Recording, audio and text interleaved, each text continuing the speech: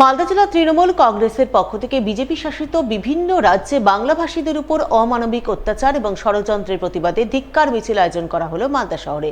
মিছিলটি পরিক্রমা করল মালদা শহরের বিভিন্ন পথ। মিছিল শেষে প্রতিবাদ সভা আয়োজন করা হয় মালদা শহরের রথবাড়ি মোড়ে।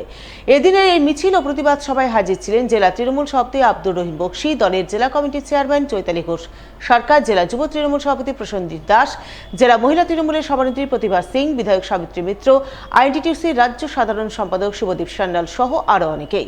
তারা সকলেই বিজেপি শাসিত বিভিন্ন রাজ্যে বাংলা ভাষাভাষী মানুষের উপর অত্যাচার, বাংলাভাষীদের বাংলাদেশি সন্দেহে ডিটেনশন ক্যাম্পে আটকে অত্যাচার নিপীড়ন চালানোর অভিযোগ তুলে কেন্দ্রের বিজেপি সরকারের বিরুদ্ধে সুর ছড়ান। আমাদের জেলা অঞ্চলে এই ভাষা আন্দোলন চলবে মিছিল মিটিং এর মধ্য দিয়ে। এভাবে বিজেপি বিরুদ্ধে বাঙালিদেরকে অত্যাচার করা হচ্ছে, মারা হচ্ছে, ডিটেনশন ঢুকে দেওয়া হচ্ছে। বিরুদ্ধে দাঁড়িয়ে মমতা ব্যানার্জির নির্দেশে আমরা জেলা জুড়ে এই আন্দোলন